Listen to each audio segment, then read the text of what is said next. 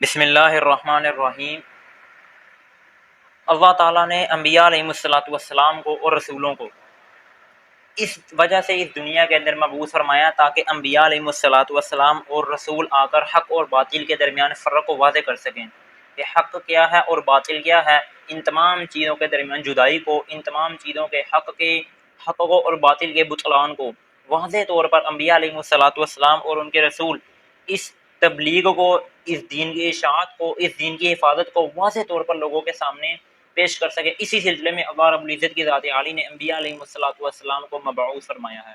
اور آخر میں ہمارے پیارے نبی حضرت محمد صلی اللہ علیہ وسلم آئے۔ نبی علیہ السلام نے اپنی ساری زندگی دین کی اشاعت اور حفاظت کی ہے، اور اسی سلسلے میں نبی علیہ السلام نے دین کی اشاعت میں یعنی دین کی تبلیغ میں مبلغ بنے ہیں، اور صحابہ اکرام بھی مبلغ بنے دین کو کے پیغام کو پہنچانے والے، اور دین کے پیغام کو صحابہ نے پہنچایا، بلکہ صحابہ نے دین کا پیغام پہنچایا نہیں بلکہ صحابہ نے دین کے پیغام کو پہنچانے کا حق ادا کر دیا۔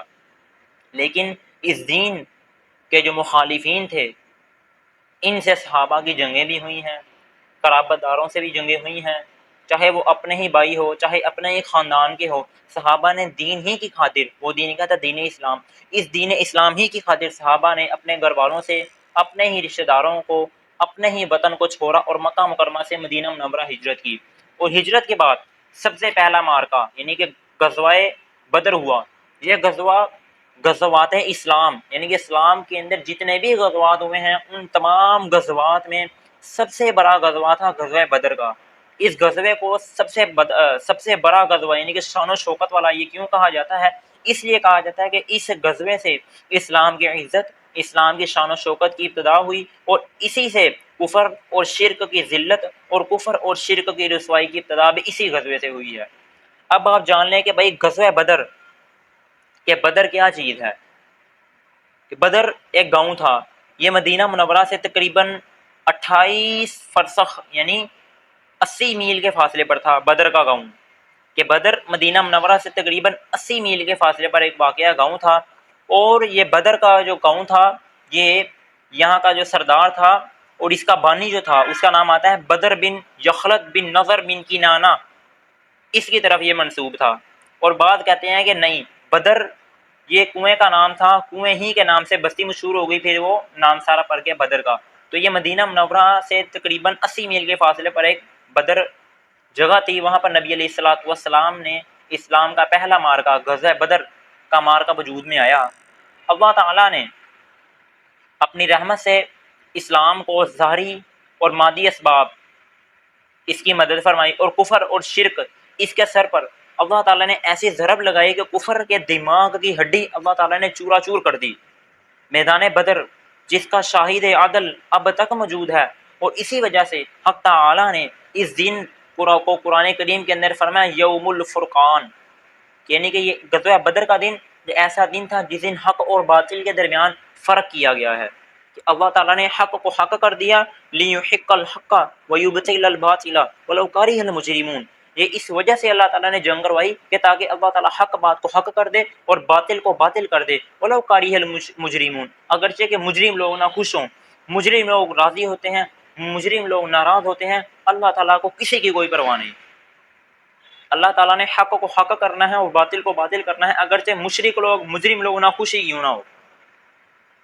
اسی سلسلے میں اللہ تعالیٰ نے قرآن مجید اور فرقان حمید کو فرما کر حق اور باطل، ہدایت اور ضلالت کا فرق واضح فرما دیا، اور پھر اسی مہینے میں اللہ تعالیٰ نے روزے فرض فرمائے۔ کیوں؟ اس وجہ سے تاکہ محبین اور مخلصین اور عاشقین اور والہین کا امتحان فرمائے کہ کون اس کا محب صادق ہے، اور کون اس کا محب صادق ہے کہ صبح صادق سے لے کر غروب آفتاب تک اس کی محبت میں سخت گرمی میں شدائد کو برداشت کرتا ہے، اور کون محب کاذب ہے کہ اپنے پیٹ کا خیال رکھتا ہے، اپنے جبروں کا خیال رکھتا ہے، رمضان کے روزوں کی پرواہ نہیں کرتا ہے بلکہ اپنی پیٹ کی پری ہوتی ہے اور رمضان کے روزوں کو چھوڑ دیتا ہے۔ اسی وجہ سے اللہ تعالیٰ نے غرض یہ ہے کہ یہ مہینہ بھی اللہ تعالیٰ نے فرقان ہی کا کہا، اس میں مختلف حیثیات اور متعدد جہات سے مخلص اور غیر مخلص کا فرق واضح اور ظاہر اور نمایاں ہو جاتا ہے۔ اب میں آپ کو اصل قصے کی طرف لے کر آتا ہوں کہ غزوہ بدر کا اصل قصہ یہ کیا تھا۔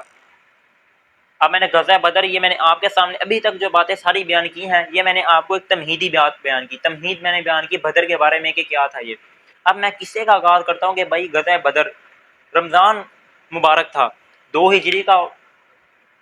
سال 2 ہجری ہے۔ شروع رمضان میں نبی صلی اللہ علیہ وسلم کو یہ خبر ملی کہ ابو سفیان قریش کے قافلہ تجارت کو لے کر شام سے مکہ مکرمہ واپس آ رہا ہے، جو مال و ثواب سے بھرا ہوا ہے۔ تو آپ علیہ الصلوۃ والسلام نے مسلمانوں کو جمع کیا اور مسلمانوں کو جمع کر کے اس قافلے کی خبر دی جو ابو سفیان قریش کے تجارت کے قافلے کو شام سے مکہ واپس لا رہا تھا، کہ تم اس کی طرف خروج کرو، عجب نہیں کہ اللہ تعالیٰ تم کو وہ قافلہ مال غنیمت میں عطا فرما دے گا۔ تو صحابہ نے نبی علیہ الصلوۃ والسلام کی بات کو مانا۔ تو لہذا یہاں پر ایک بات نوٹ رکھیں کہ یہ لوگ کہتے ہیں نا کہ بھائی مسلمان ہی، آج تک مسلمانوں کو یہ بدنام کرتے ہیں کہ بھائی مسلمان ہی کیا کرتے ہیں، بد اخلاقیاں کرتے ہیں، مسلمان ہی جنگ و جدال کرتے ہیں۔ لیکن نبی علیہ الصلوۃ والسلام نے صحابہ کو وہاں پر کیوں بھیجا کہ بھائی تم اس کی طرف جاؤ، شاید کہ اللہ تعالیٰ تمہیں یہ قافلہ غنیمت میں عطا فرما دے۔ تو یہاں پہ جنگ و جدال، قتل و قتال کا وہم و گمان بھی نہیں تھا صحابہ کو، اس لیے کہ بھائی بلا کسی جنگی تیاری اور اہتمام کے تو صحابہ نکل گئے تھے۔ ابو سفیان کو یہ اندیشہ لگا ہوا تھا کہ بھائی اس لیے کہ ابو سفیان حجاز کے قریب جب پہنچا تھا نا، حجاز، تو ہر راہ گیر اور ہر مسافر سے نبی علیہ الصلوۃ والسلام کے حالات کے بارے میں پوچھتا تھا، نبی علیہ الصلوۃ والسلام کی خبروں کو دریافت کرتا تھا۔ کیوں؟ اس لیے کہ بھائی ابو سفیان ڈرتا تھا کہ بھئی یہ مسلمان آنا جائیں گے۔ ابو سفیان نے اسی وقت ایک شخص آتا ہے، اس کا نام آتا ہے زمزم غفاری۔ زمزم غفاری کو ابو سفیان نے اجرت دے کر مکہ مکرمہ، یعنی کہ اسے کچھ پیسے دیے اور اسے مکہ مکرمہ روانہ کیا کہ وہاں پر جائے اور قریش کو جلدی جلدی اپنے قافلے کی اطلاع دے کہ بھئی ابو سفیان جس قافلے کو لے کر آ رہا ہے شام سے مکہ کی طرف، نبی علیہ الصلوۃ والسلام اپنے اصحاب کو لے کر اس قافلے سے تعارض کے لیے روانہ ہوئے ہیں۔ حالانکہ ابو سفیان کا یہ خیال ہی غلط تھا، نبی علیہ الصلوۃ والسلام نے صحابہ کو لڑائی کے لیے تو بھیجا ہی نہیں تھا وہاں پہ۔ کعب بن مالک رضی اللہ تعالیٰ عنہ یہ صحابی فرماتے ہیں کہ میں کسی غزوے میں پیچھے نہیں رہا،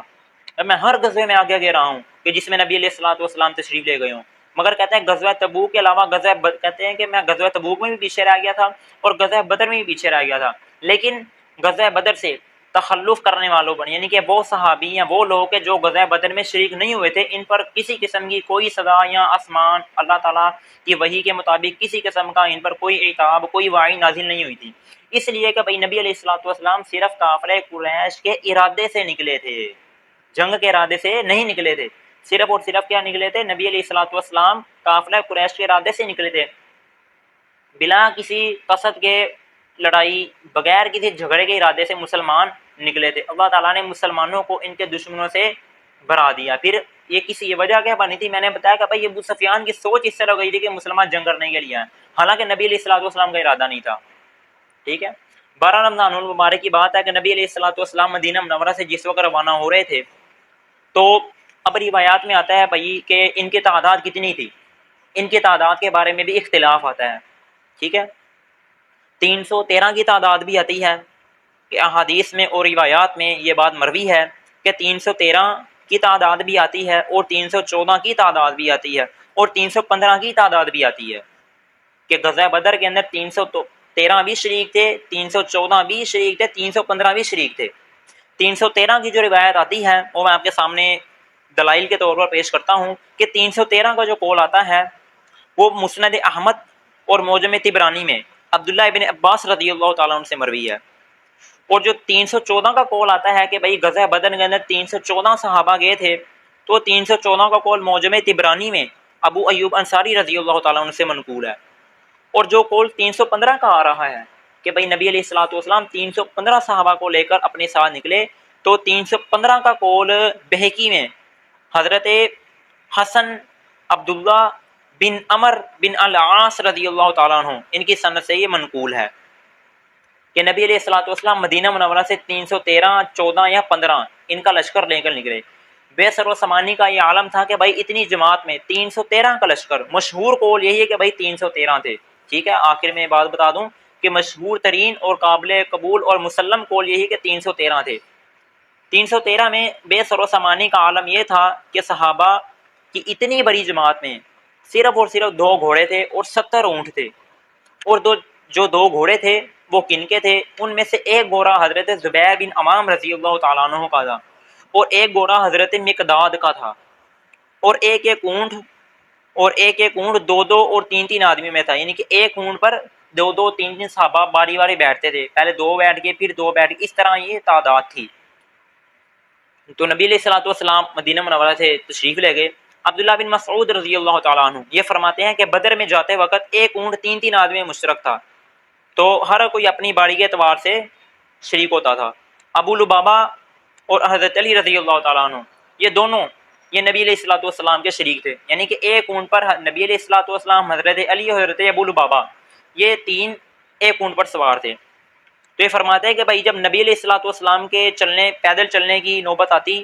ابو لبابہ اور حضرت علی رضی اللہ تعالیٰ عنہما یہ دونوں نبی علیہ الصلوۃ والسلام سے عرض کرتے ہیں اللہ کے نبی صلی اللہ علیہ وسلم آپ سوار ہو جائیں، ہم آپ کے بدلے میں پیدل چلنا شروع کر دیں گے، آپ پیدل چل کے ہمیں آپ تکلیف میں نہ ڈالیں۔ بلکہ یہ دیکھیں کہ بھائی وہ نبی علیہ الصلوۃ والسلام کو یہ بتا رہے ہیں کہ بھائی آپ کا پیدل چلنا ہمیں تکلیف میں ڈالے گا، کہ آپ کو ہم مشقت میں نہیں دے سکتے، آپ کو مصیبت میں نہیں دے سکتے، آپ کے دین پر ہم ایمان لے کر آئے ہیں، آپ کی ذات پر ایمان لے گئے ہیں، آپ کو ہم نے سچا نبی مانا ہے تو ہم آپ کو سچا نبی ماننے کا حق ادا بھی کریں گے۔ تو نبی علیہ الصلوۃ والسلام فرماتے تھے نہیں، تم چلنے میں مجھ سے زیادہ قوی نہیں ہو اور تم سے زیادہ میں خدا کے اجر سے بے نیاز نہیں۔ پھر چلتے رہے تو چلتے چلتے ایک کنواں آتا ہے بئر ابی امبا، یہ کنویں کا نام ہے، یہاں پر پہنچے، یہ مدینہ سے تقریباً 1 میل کے فاصلے پر تھا۔ تمام جماعت کا معائنہ فرمایا نبی علیہ الصلوۃ والسلام نے، اپنے 3 سے جتنی بھی جماعت تھی ان میں سے تمام جماعت کا معائنہ فرمایا، ان میں سے جو شخص یعنی کہ جو لوگ کم عمر تھے یعنی کہ لڑائی کے قابل نہیں تھے تو نبی علیہ الصلوۃ والسلام نے ان کو واپس بھیج دیا کہ جاؤ تم لوگ۔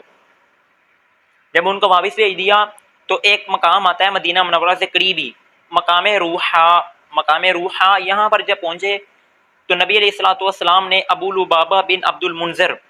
رضی اللہ تعالیٰ عنہ ان کو مدینہ منورہ کا حاکم بنا کر بھیج دیا کہ بھئی نبی علیہ السلام نے فرمایا کہ جب تک میں مدینہ میں نہیں آتا اس وقت تک میری غیر موجودگی میں مدینہ منورہ کے سارے حالات اور اس مدینہ منورہ کا سارا نظام ابو لبابہ آپ کے ہاتھ میں ہے۔ اس لشکر کے اندر 313 کا جو لشکر تھا، اس لشکر کے اندر 3 علم تھے، علم، ایک علم حضرت علی رضی اللہ، علم سے مراد ہے جھنڈا، ٹھیک ہے نا، یہ شیعوں والا علم نہیں ہے ان خبیثوں کا، یہ والا علم نہیں ہے کہ جو خبیثوں نے باہر لگایا ہوتا نا، یہ والا علم مراد نہیں ہے، ٹھیک ہے نا، علم سے مراد ہے جھنڈا، یعنی اسلام کا جھنڈا جو تھا وہ تھا۔ اس لشکر میں 3 علم یعنی 3 جھنڈے تھے، ایک جھنڈا حضرت علی رضی اللہ تعالیٰ عنہ کے ہاتھ میں تھا اور دوسرا جھنڈا حضرت مصعب بن عمیر رضی اللہ تعالیٰ عنہ کے ہاتھ میں تھا، اور تیسرا کسی انصاری کے بارے میں آتا ہے کہ کوئی انصاری تھا اس کے ہاتھ میں تھا۔ تو لشکر چلا، جب مقام پہلے آیا تھا مقام روحا، اب نبی علیہ الصلوۃ والسلام جب مقام صفرا کے قریب پہنچے نا تو بس بن عمر جہنی اور عدی بن ابی زغبا یہ 2 صحابی ہیں رضی اللہ تعالی عنہما، ان کو نبی علیہ الصلوۃ والسلام نے بھیجا کہ جاؤ تم لوگ جاؤ اور ابو سفیان کا جو قافلہ آ رہا ہے نا اس قافلے کی جاسوسی کرو، اس قافلے کا تجسس کرو۔ بس بن عمر جہنی اور عدی بن ابی زغوا جہنی رضی اللہ عنہما، ان دونوں کو نبی علیہ الصلوۃ والسلام نے بھیجا۔ ادھر نبی علیہ الصلوۃ والسلام نے ان دونوں کو بھیجا کہ جاؤ ابو سفیان کے قافلے کا تجسس کرو، جاسوسی کرو۔ ادھر ابو سفیان نے، میں نے شروع میں بتایا تھا کہ ابو سفیان نے زمزم غفاری کو یہ پیغام دے کر بھیجا تھا کہ بھائی جاؤ مکہ میں جا کر پیغام پہنچا دو کہ بھائی ابو سفیان جو قافلہ شام سے مکہ میں لا رہا ہے وہ قافلہ تمہارا خطرے میں ہے، نبی علیہ الصلوۃ والسلام حملہ کرنے کی آ رہی ہیں، لیکن نبی علیہ الصلوۃ والسلام کا ارادہ حملے کا نہیں تھا۔ یہ خبر جب زمزم غفاری یہ جب خبر ابو سفیان کے پاس لے کر پہنچا نا مکہ مکرمہ کے اندر، اس خبر کا پہنچنا تھا کہ پورے مکہ مکرمہ کے اندر ہلچل پڑ گئی، ادھر تہری ہوگی کہ بھائی لوگ ایک دوسرے کو دیکھ رہے ہیں، مال و دولت بھائی پرواہ تھی، ٹینشن تھی، سارے مکہ میں ہلچل پڑ گئی۔ اب اس میں اتنی ہلچل کیوں پڑی تھی، اس کی حکمت لکھتے ہیں کہ بھائی قریش، اس لیے کہ بھائی قریش کا کوئی مرد اور کوئی عورت ایسا نہیں تھا کہ جس نے اپنی پوری پونجی، پورا مال و دولت اس میں شریک نہ کر دیا ہو، یعنی کہ مکہ مکرمہ کے قریش کے جتنے بھی لوگ تھے سب نے اپنا مال ابو سفیان کو دے کر بھیجا تھا شام سے، اور وہاں سے سامان لے کر آنا تھا، پورے قریش کا سامان، قریش مکہ جتنے بھی تھے ان سب کا سامان لے کر ابو سفیان آ رہا تھا، اس لیے مکہ مکرمہ میں جتنے بھی لوگ تھے ساری جس وقت یہ خبر پہنچی نا اسی وقت مکہ مکرمہ میں ہلچل یعنی دوہرم مچ گیا۔ اس لیے جب یہ خبر پہنچی نا تو سارے مکہ میں جوش پھیل گیا اور 1000 آدمی اور 1000 آدمی پورے سامان کے ساتھ نکل کھڑے ہوئے کہ ہم بھائی مسلمانوں کا جا کر کیا کریں گے، مقابلہ کریں گے۔ اب یہ جو 1000 آدمی جا رہے تھے، ان کا سردار کون تھا؟ ابو جہل، ملعون، جاہلوں کا باپ۔ یہ اس سارے 1000 کا جو لشکر تھا، ان سب کا سردار تھا ابو جہل۔ یہ تو میں نے آپ کو بتایا کہ ایک روایت کے بارے میں، ٹھیک ہے۔ اب موسیٰ بن عقبہ اور ابن عائذ، ان کی مغازی میں، یعنی کہ موسیٰ بن عقبہ نے اور ابن عائذ نے اپنی کتابوں کے اندر جہاں پہ غزوات کے واقعات لکھے ہیں، ان کے اندر یہ بات انہوں نے لکھی ہے کہ بھائی یہ جو ابو جہل جو تھا، یہ قافلہ جو لے کر جا رہا تھا، یہ 950 تھے، ٹھیک ہے۔ تو اب دونوں روایتوں میں تطبیق بھی مفسرین نے کی ہے کہ یہ جو آ رہا ہے کہ بھائی 1000 تھے، اور یہ میں نے آپ کے سامنے بتایا موسیٰ بن عقبہ اور ابن عائذ، ان کی مغازی میں آتا ہے کہ بھائی یہ 950 تھے۔ اب دونوں روایتوں میں تطبیق کیا ہے کہ بھائی 950 لڑنے والے تھے اور باقی 50 خدمت گزار تھے، اس طرح انہوں نے تطبیق کی ہے۔ 1000 آدمی تھے، یہ تو مسلم قول ہے کہ 1000 کفار تھے قریش مکہ کے، اور ان میں سے ابو جہل جو تھا یہ ان کا سردار تھا، اور 313 مسلم قول کے مطابق مسلمان تھے۔ قریش نہایت فخر کے ساتھ اور عیش و طرب کے ساتھ گانا بجانے والی عورتوں کو اور طبلوں کو ساتھ لے کر اور اکڑتے ہوئے، اتراتے ہوئے، غرور اور تکبر میں مبتلا ہوتے ہوئے آئے، جس کو اللہ تعالیٰ نے قرآن میں فرمایا نا وَلَا تُكُونُوا كَالَّذِينَ خَرَجُوا مِن دِيَارِهِمْ بَطَرًا وَرِئَاءَ النَّاسِ، اے مسلمانوں تم لوگ ان کافروں کی طرح نہ ہو جانا کہ جو اپنے گھروں سے نکل رہے تھے تکبر کرتے ہوئے اور اپنی شان و شوکت اور طاقت کو دکھلاتے ہوئے کہ بھئی ہم سے طاقت والی کوئی نہیں ہے۔ تقریباً یہ جو میں نے آپ کے سامنے بتایا کہ 1000 کا لشکر تھا، تمام سرداران قریش اس سب میں شریک ہوئے، صرف ابو لہب کی وجہ تھی کہ کسی وجہ سے نہ جا سکا، لیکن ابو لہب نے اور اپنے بھائی اور اپنے بجائے ابو لہب نے ابو جہل کے بھائی آس بن ہشام، یعنی ابو جہل جو قریش کا سردار تھا، اس کے بھائی آس بن ہشام کو ابو لہب نے اپنی طرف سے روانہ کیا کہ بھائی میں تو کسی وجہ سے نہیں جا سکتا، لہذا تم میری وجہ سے چلے جاؤ۔ اب ابو لہب نے آس بن ہشام کو اس وجہ سے بھیجا تھا کہ آس بن ہشام نے ابو لہب کا کچھ قرض دینا تھا 4000 درہم، اور آس بن ہشام یہ مفلس تھا، اور مفلس ہونے کی وجہ سے یعنی کہ غریب ہونے کی وجہ سے اس کے اندر 4000 دراہم ادا کرنے کی استطاعت نہیں تھی۔ اسی وجہ سے قرض کے دباؤ میں آ کر ابو لہب کے عوض جنگ میں جانا قبول کیا۔ اسی طرح ایک بات اور یاد رکھ لیں یہاں پہ کہ امیہ بن خلف نے بھی اولاً بدر میں جانے سے انکار کر دیا، کہ امیہ بن خلف نے کہا کہ نہیں میں بھی غزوہ بدر میں جنگ کے لیے نہیں جاؤں گا، لیکن ابو جہل بن ہشام جو کہ سردار تھا اور امیہ بن خلف یہ بھی سردار تھا، بہت ذہین تھا، اس کو ابو جہل نے آڑ دلائی کہ بھائی تم قوم کے سردار ہو، تمہارا قریش کے اندر مرتبہ، تم بھی جنگ لڑنے کے لیے جاؤ نا۔ تو امیہ بن خلف جانے کے لیے تیار ہو گیا۔ اب امیہ بن خلف کا انکار کیوں تھا اس کے بارے میں تفصیل ہے بہت زیادہ، لیکن میں مختصراً بتاتا ہوں کہ امیہ بن خلف کے انکار کا سبب یہ تھا کہ بنو اوس مدینہ منورہ کا قبیلہ ہے، اس کے سردار ہے سعد ابن معاذ رضی اللہ تعالیٰ عنہ۔ یہ بیعت عقبہ میں آ کر نبی علیہ الصلوۃ والسلام سے ہجرت سے پہلے مسلمان ہوئے تھے۔ سعد ابن معاذ رضی اللہ تعالیٰ عنہ یہ انصاری ہیں، انصاری صحابی ہیں۔ ان کے زمانہ جاہلیت کے اندر نہ امیہ بن خلف سے بہت گہری دوستی تھی۔ امیہ بن خلف جب شام جایا کرتا تھا تجارت کے لیے تو راستے کے اندر مدینہ آتا تھا، تو مدینہ میں سعد ابن معاذ کے پاس رہا کرتا تھا۔ تو اسی طرح اسی کے برعکس سعد ابن معاذ رضی اللہ تعالیٰ عنہ جب مکہ مکرمہ جاتے تھے تو یہ امیہ بن خلف کے پاس رہتے تھے۔ نبی علیہ الصلوۃ والسلام نے جب ہجرت کی، ہجرت مدینہ کے بعد ایک مرتبہ سعد ابن معاذ رضی اللہ تعالیٰ عنہ یہ عمرہ کرنے کے لیے مکہ مکرمہ آئے۔ جب یہ عمرہ کرنے کے لیے مکہ مکرمہ آئے اور حسب دستور امیہ بن خلف کے پاس ٹھہرے کہ بھائی میرا یہ دوست ہے زمانہ جاہلیت کا، تو لہذا میں اس کے پاس کیا کروں گا، ٹھہر جاؤں گا۔ اور امیہ سے یہ کہا کہ بھائی میں طواف کرنے کے لیے مجھے ایسے وقت لے چلو کہ جب حرم لوگوں سے خالی ہو۔ تو امیہ بن خلف دوپہر کے وقت سعد بن معاذ رضی اللہ تعالیٰ عنہ کو لے کر نکلا، طواف کر رہے تھے کہ اتنے میں ابو جہل ملعون یہ سامنے آ گیا اور یہ کہنے لگا کہ اے امیہ یہ تمہارے ساتھ کون شخص ہے؟ امیہ بن خلف نے کہا یہ میرے ساتھ سعد بن معاذ ہے، ابو جہل بنو اوس کا سردار ہے۔ ابو جہل نے کہا میں دیکھ رہا ہوں کہ یہ شخص اطمینان سے طواف کر رہا ہے، یہ بے دین ہے، تم نے ایسے بے دینوں کو ٹھکانہ کیوں دیا ہوا ہے؟ ابو جہل نے اس کو آڑ دلائی امیہ بن خلف کو۔ تو امیہ بن خلف نے سعد بن معاذ سے کہا کہ بھائی ابو جہل لہذا یہ سردار ہے، تم اس کے سامنے اپنی آواز بلند نہ کرو، یہ جو کہتا ہے تم اس کی بات کو مانی جاؤ۔ تو سعد بن معاذ رضی اللہ تعالیٰ عنہ جنگجو تھے اور اوپر سے تھے بھی عرب کے، تو انہوں نے ترش روئی سے کہا امیہ بن خلف بس رہنے دے، خدا کی قسم میں نے نبی علیہ الصلوۃ والسلام سے سنا ہے کہ تو نبی علیہ الصلوۃ والسلام کے اصحاب اور احباب کے ہاتھ ہی سے قتل ہوگا۔ تو امیہ بن خلف نے کہا کہ کیا میں مکہ میں مارا جاؤں گا؟ سعد نے کہا کہ یہ مجھے معلوم نہیں کہ تو کہاں اور کس جگہ مارا جائے گا، لیکن یہ میں بتا دیتا ہوں کہ بھائی تو نبی علیہ الصلوۃ والسلام کے اصحاب اور احباب کے ہاتھ ہی سے قتل ہوگا۔ امیہ بن خلف نے جب یہ بات سنی نا، اسی ڈر سے یہ بہت گھبرایا، بہت ڈر گیا، اور یہی وجہ تھی کہ بھائی امیہ بن خلف جنگ میں جانے سے انکار کر رہا تھا، لیکن ابو جہل نے اس کو آڑ دلائی اور امیہ بن خلف جنگ میں جانے کے لیے ساتھ تیار ہو گیا۔ ابو جہل کی زبردستی کی وجہ سے چلے گیا۔ اب آگے صحابہ کرام مقام روحا کی بات چل رہی تھی کہ بھائی مقام روحا میں آ کر نبی علیہ الصلوۃ والسلام نے ادھر دو صحابہ کو بھیجا کہ جاؤ تم ابو سفیان کے قافلے کی جاسوسی کرو، اور ادھر سے ابو سفیان نے زمزم غفاری کو بھیجا تھا کہ جاؤ مقام بات پھیلا دو۔ جب مقام روحا سے چل کر یہ تھوڑا آگے جا کے ایک مقام آتا ہے مقام صفرا، جب مقام صفرا پر پہنچے نا تو بس اور عدی یہ وہی دو صحابی ہیں کہ جن کو نبی علیہ الصلوۃ والسلام نے ابو سفیان کے قافلے کی جاسوسی کے لیے بھیجا تھا۔ یہ آئے تو انہوں نے آ کر نبی علیہ الصلوۃ والسلام کو قریش کی روانگی کی اطلاع دی کہ قریش آ رہے ہیں۔ اس وقت آپ علیہ الصلوۃ والسلام نے مہاجرین اور انصار کو مشورے کے لیے جمع فرمایا کہ بھیا وہ مشورہ کریں، ہمارا ارادہ تو جنگ کا نہیں ہے، اور قریش کی انسان سے روانگی یہ تو میرا خیال ہے کہ جنگ کے ارادے سے آ رہے ہیں۔ نبی علیہ الصلوۃ والسلام نے مشورہ کیا۔ حضرت ابوبکر صدیق رضی اللہ تعالیٰ عنہ، صدیق دنیا کے واحد صدیق ابوبکر صدیق رضی اللہ تعالیٰ عنہ یہ سنتے ہی فوراً کھڑے ہو گئے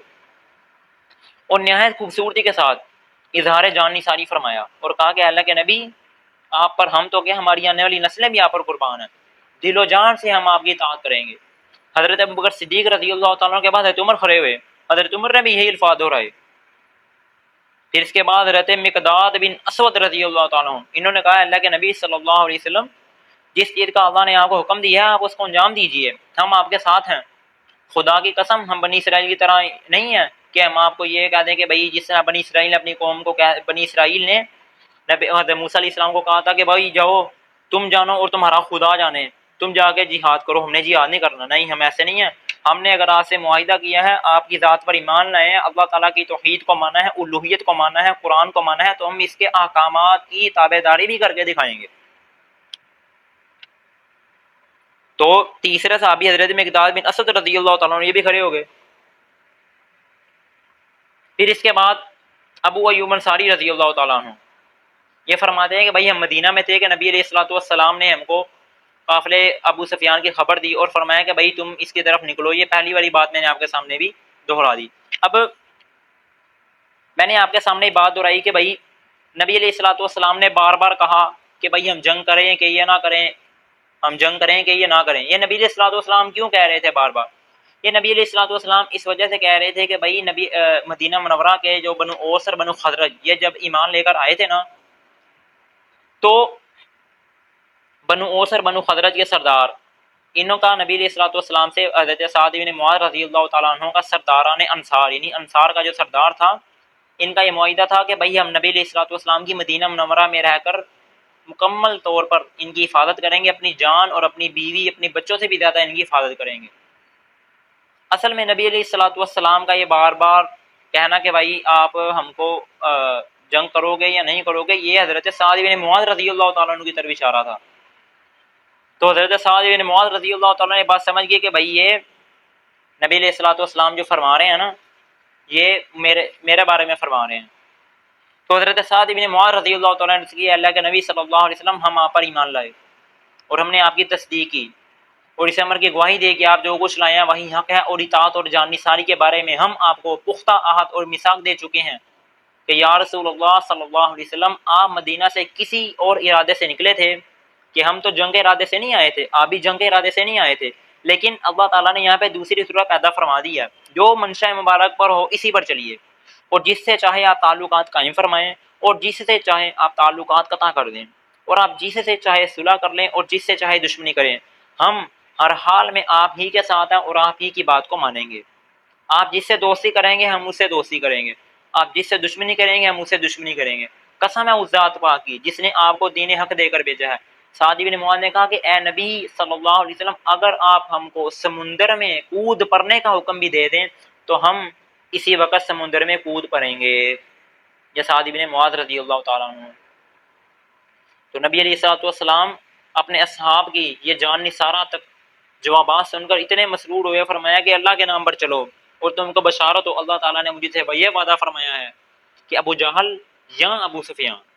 کہ دو جماعتوں میں سے کسی ایک جماعت پر اللہ تعالیٰ ضرور فتح اور نصرت عطا فرمائے گا۔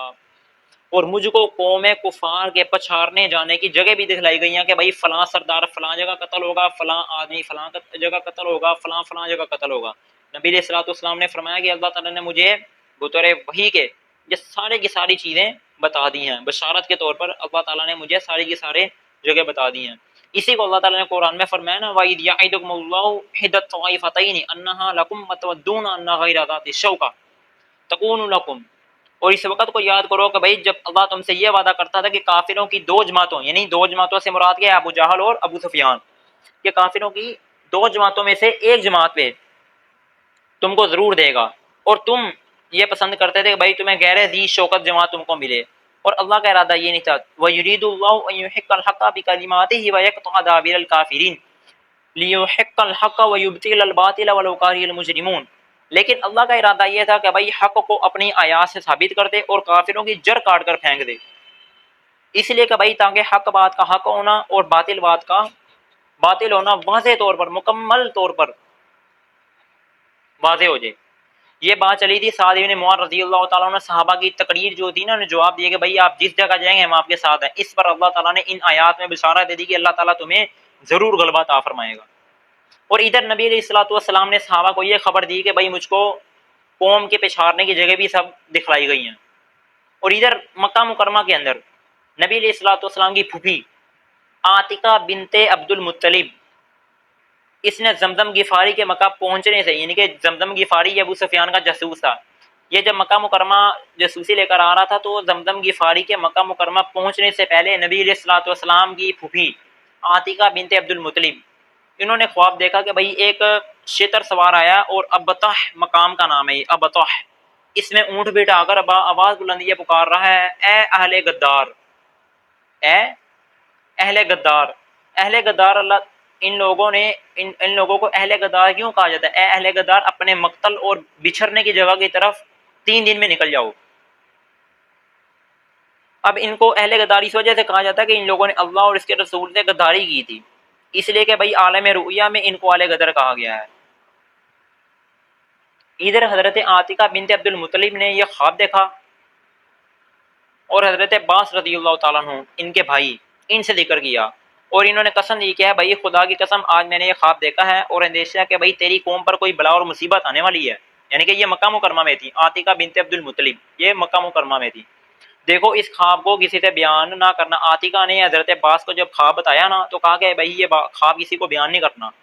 حضرت عباس رضی اللہ تعالیٰ عنہ گھر سے باہر نکلے اور اپنے دوست ولید بن عتبہ، یہ حضرت عباس رضی اللہ عنہ کے بہت گہرے دوست تھے، ولید بن عتبہ سے اس خواب کا ذکر کر دیا اور یہ تاکید کی کہ بھئی اس خواب کا کسی اور سے تم نے ذکر نہیں کرنا۔ مگر ادھر ولید بن عتبہ نے اپنے باپ عتبہ سے جا کر اس خواب کا ذکر لفظ بہ لفظ تذکرہ کر دیا۔ اسی طرح یہ بات پھیلتے پھیلتے پورے مکہ مکرمہ کے اندر بات پھیل گئی۔ دوسرے تیسرے روز حضرت عباس مسجد حرام میں گئے تو دیکھا کہ ابو جہل ایک مجمع کے ساتھ بیٹھا ہوا ہے۔ ابو جہل نے حضرت عباس کو دیکھتے ہی کہا کہ اے عباس کہ تمہارے مرد تو نبوت کے مدعی تھے، یعنی کہ یہ کہہ رہا تھا کہ بھائی تمہارے مرد یعنی نبی علیہ الصلوۃ والسلام تمہارے بھتیجے یہ تو نبوت کے مدعی تھے، اب تمہاری عورتیں بھی نبوت کا دعویٰ کرنے لگی ہیں۔ تو حضرت عباس کہتے ہیں میں نے ابو جہل کو کہا کیا بات ہے؟ ابو جہل نے حضرت عاتقہ بنت عبد المطلب کا خواب کی طرف اشارہ کیا کہ بھئی تمہاری بہن نے جو خواب دیکھا ہے اس کا کیا مطلب ہے؟ یہ بھی خواب ابو جہل اور حضرت عباس کا مکالمہ ہو ہی رہا تھا کہ زمزم غفاری ابو سفیان نے جس کو اجرت پر لے کر خریدا تھا اور کہا تھا کہ بھئی مکہ مکرمہ جا کر پیغام پہنچا دو، اسی اسنا میں زمزم غفاری ابو سفیان کا پیغام لے کر مکہ مکرمہ آیا اور مکہ مکرمہ آ کر یہ پکارتا کہ بھئی اے گروہ قریش باہر آ جاؤ، باہر آ جاؤ، اپنے کارواں کی خبر لو آ کے، اور جلد از جلد ابو قافلے کے ابو سفیان جو آ رہا ہے نا اس کے قافلے کی مدد کو پہنچو۔ زمزم غفاری کا یہ خبر پہنچانا ہی تھا کہ بھائی پورا عرب، سارے کے سارے قریش مکہ مکرمہ کے اٹھ کھڑے ہوئے، نکل کھڑے ہوئے، اور بدر میں پہنچ کر خواب کی تعبیر اپنی بحالت یعنی کہ خود اپنی مقتل گاہوں کی طرف، یہ وہی تھا کہ بھائی کہ مقام ابطح میں حضرت عاتقہ نے دیکھا نا کہ بھائی مقام ابطح میں اونٹ بیٹھا ہوا ہے، اور اونٹ بیٹھ کر یہ پکار رہا ہے کہ بھائی اے اہل غدار اپنے مقتل اور بچھڑنے کی طرف 3 دن میں نکل جاؤ۔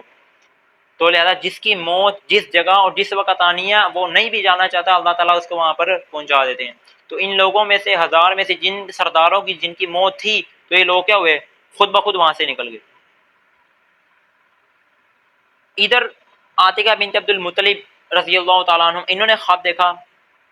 اور ادھر جہیم بن سلط انہوں نے خواب دیکھا۔ ان کا بھی خواب کیا تھا کہ جہیم بن سلط نے یہ خواب دیکھا کہ بھئی ایک شخص گھوڑے پر سوار آ رہا ہے اور ایک اونٹ اس کے ہمراہ ہے، یعنی ایک اونٹ اس کے ساتھ بھی ہے۔ وہ آ کر کھڑا ہوا اور یہ کہتا ہے کہ قتل ہو گیا، یعنی کہ جو شخص گھوڑے پر آ رہا ہے نا وہ کہہ رہا ہے کہ بھئی قتل ہو گیا عتبہ بن ربیعہ، قتل ہو گیا شیبہ بن ربیعہ، قتل ہو گیا ابو الحکم بن حشام، یعنی ابو جہل بھی قتل ہو گیا، امیہ بن خلف بھی قتل ہو گیا، فلاں فلاں سب کے نام لیے۔ تو جہیم بن سلط صبح اٹھا اور اس نے یہ سارے کا سارا خواب نہ بتا دیا۔ تو اس نے جب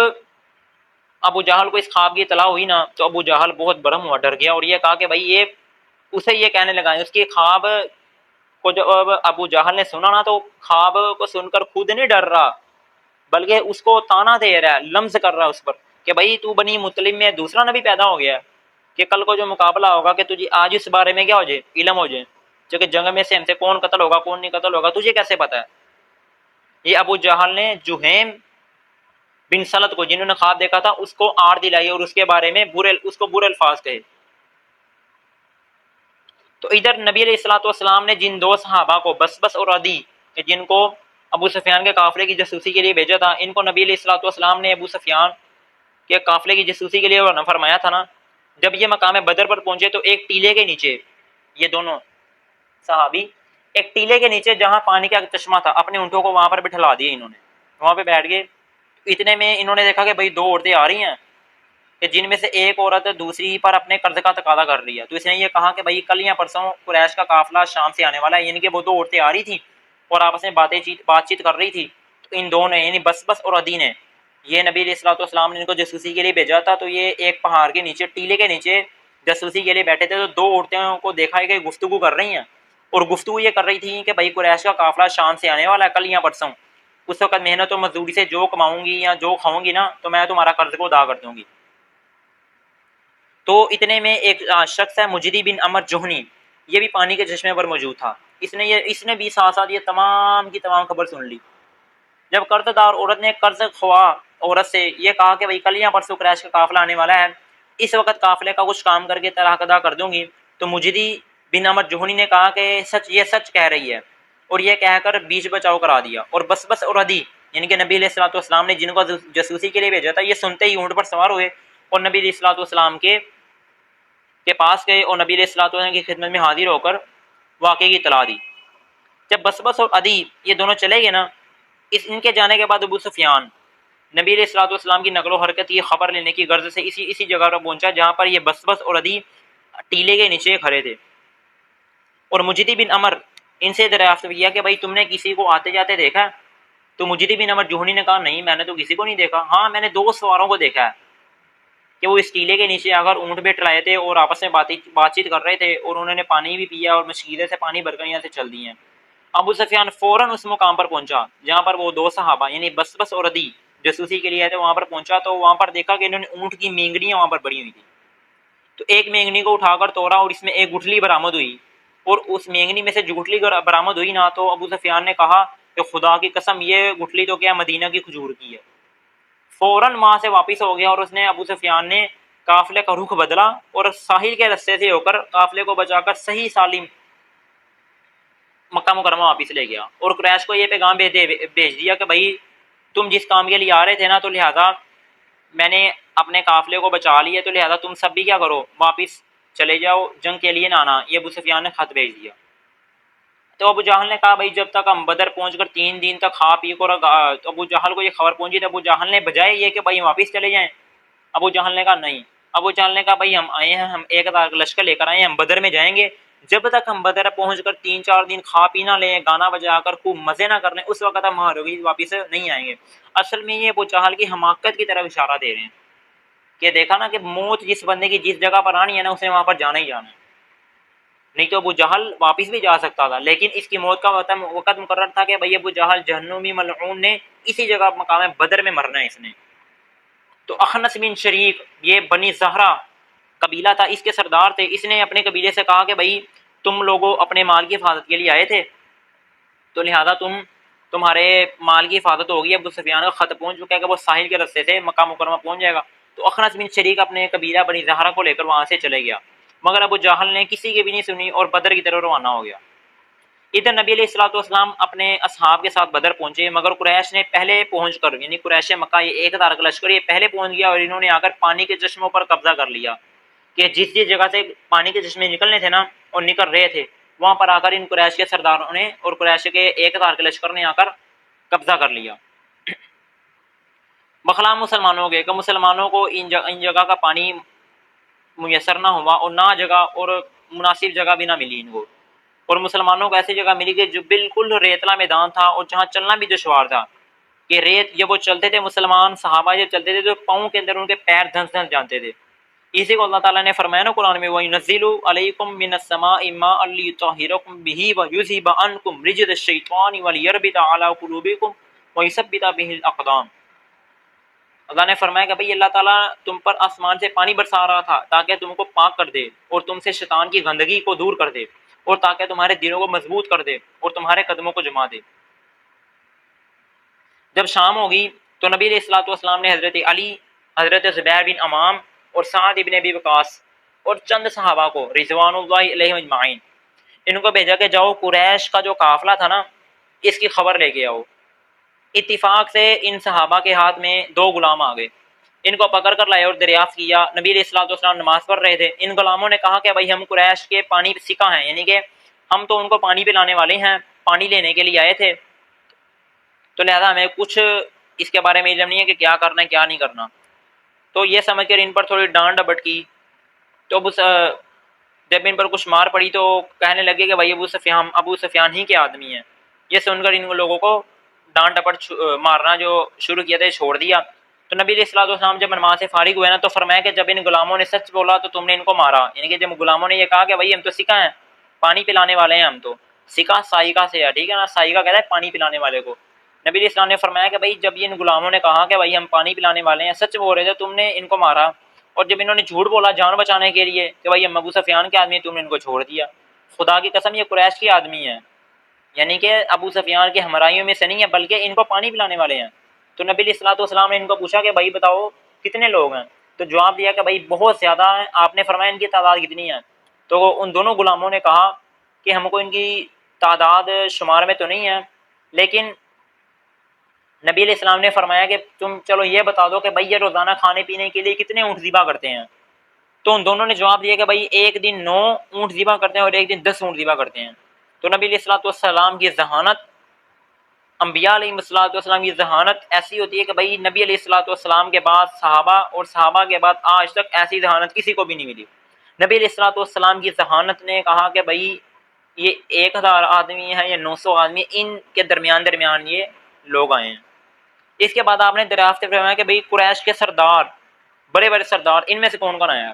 تو ان دونوں نے کہا کہ عتبہ بھی آیا ہے، شیبہ بھی آیا ہے، ابو البختری بن ہشام آیا ہے، حکیم بن حزام آیا ہے، نوفل بن خویلد آیا ہے، حارث بن عامر آیا ہے، طعیمہ بن عدی آیا ہے، نظر بن حارث آیا ہے، زمعہ بن اسود آیا ہے، ابو جہل بن ہشام آیا ہے، امیہ بن خلف آیا ہے، نبیہ آیا ہے، اور منبع پسران حجاج آیا ہے، سہیل بن عمر آیا ہے، عمر بن عبدہ آیا ہے۔